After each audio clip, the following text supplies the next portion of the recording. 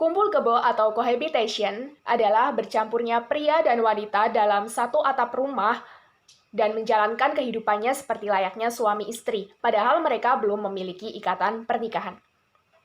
Kasus kumpul kebo termasuk dalam penyimpangan sosial, mengingat kumpul kebo merupakan perbuatan yang tidak sesuai dengan nilai dan norma yang ada di masyarakat Indonesia. Maka dari itu, kasus ini menarik untuk dipelajari, supaya kita bisa lebih peka terhadap kasus tersebut dan kemudian bisa menentukan sikap untuk mengatasi hal itu. Kasus kumpul kebo di Indonesia, terutama yang terjadi di kalangan remaja, dapat kita temui pada berita yang beredar.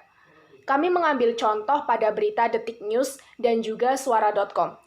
Pada berita Detik News, dijelaskan ketika Satpol PP melakukan penggerebekan pada salah satu rumah kos, ditemukan terdapat 3 pasangan bukan suami istri berduaan di dalam satu kamar kos. Yang selanjutnya, pada berita Suara.com, dijelaskan terdapat sepasang kekasih belum menikah tinggal dalam satu rumah kos. Pasangan tersebut terdiri dari satu gadis berusia 15 tahun berinisial RA dan juga pria berusia 17 tahun berinisial ARA.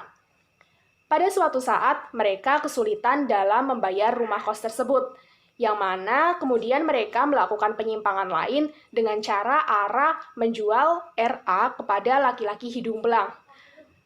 ARA menjual RA dengan cara menawarkannya di Facebook dengan tarif sebesar 300.000 satu kali kencan.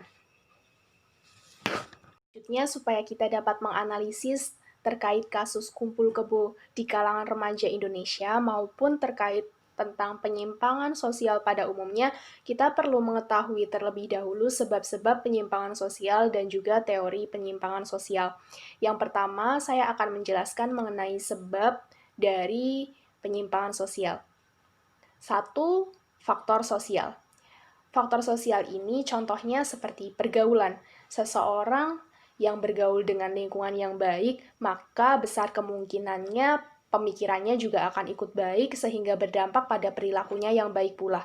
Sebaliknya, ketika seseorang bergaul pada lingkungan yang buruk, maka pemikirannya juga besar kemungkinannya akan buruk pula yang berdampak pada perilakunya yang buruk seperti melakukan penyimpangan.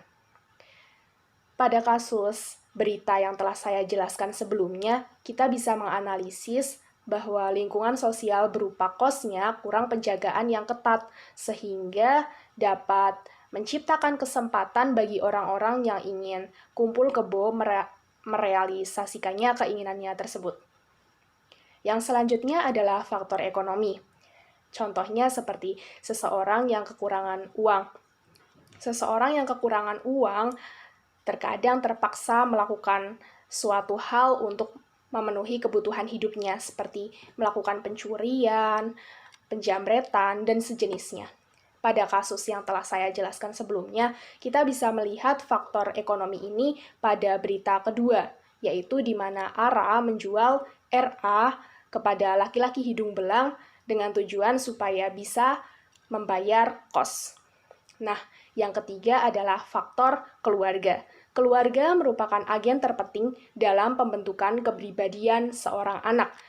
Sosialisasi nilai dan norma pertama terjadi dalam keluarga.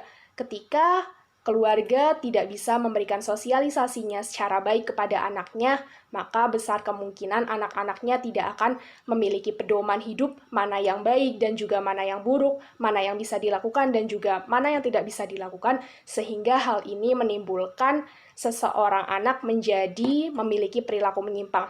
Seperti pada berita 2, kasus ARA dan juga RA, itu diduga mereka berdua berasal dari keluarga yang bermasalah.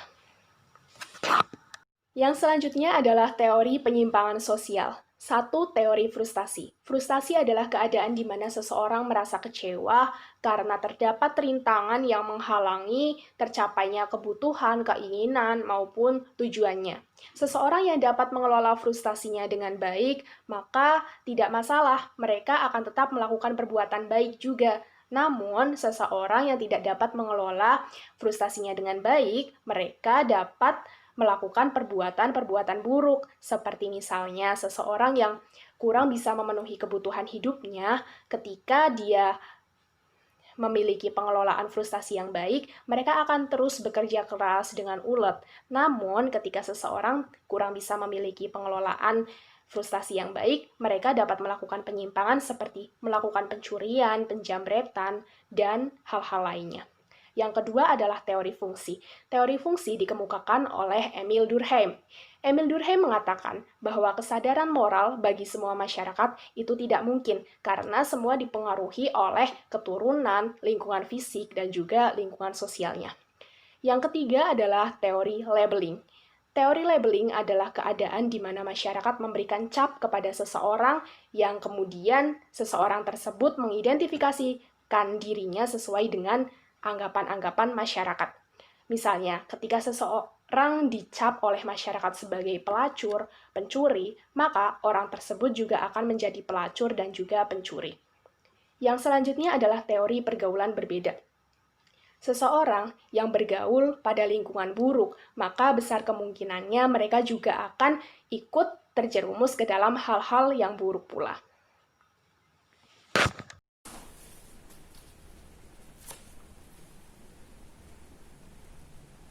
Hai, saya Firly Afarski.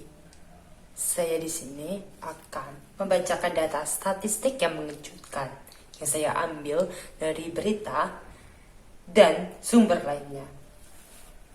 Jadi di sini ada 33% remaja pernah melakukan hubungan seks di luar nikah. Kemudian, bagi Helena, ini memang mencengangkan. Edukasi seksual di masyarakat dianggap sesuatu hal yang tabu. Namun, data penelitian ini akan tetap untuk dipertimbangkan. Karena penelitian ini masih belum lanjut, masih belum selesai, dan harus akan dilanjutkan.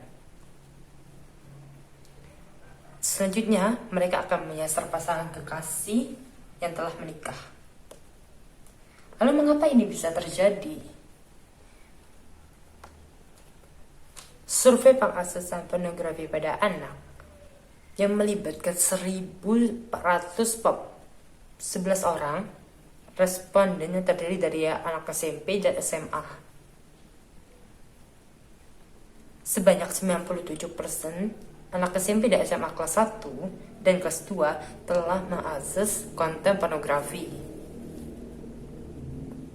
Ya, memang itu adalah data yang mengejutkan dan menggemparkan bagi kita. Semoga dengan data ini bisa menjadi evaluasi kita untuk menjaga bibit-bibit unggul ini ke depannya. Terima kasih. Baik, di sini saya akan melanjutkan penjelasan mengenai akibat dari seks bebas dalam kumpul kebo. Nah, apa saja sih akibat seks bebas dalam kumpul kebo? Di sini sudah ada beberapa gambar yang menunjukkan akibat dari seks bebas dalam kumpul kebo. Akibat yang pertama yakni seseorang dapat mengalami gangguan mental. Gangguan mental ini sendiri dapat berupa stres atau depresi atau bahkan gangguan kejiwaan, yakni seseorang dapat menjadi gila.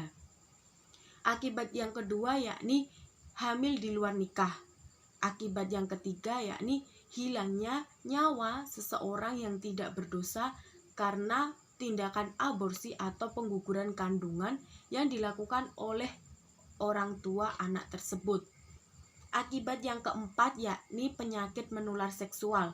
Dan akibat yang terakhir yakni mendapatkan sanksi sosial dari masyarakat. Nah, sanksi sosial dari masyarakat ini dapat berupa pengucilan atau labeling dalam masyarakat.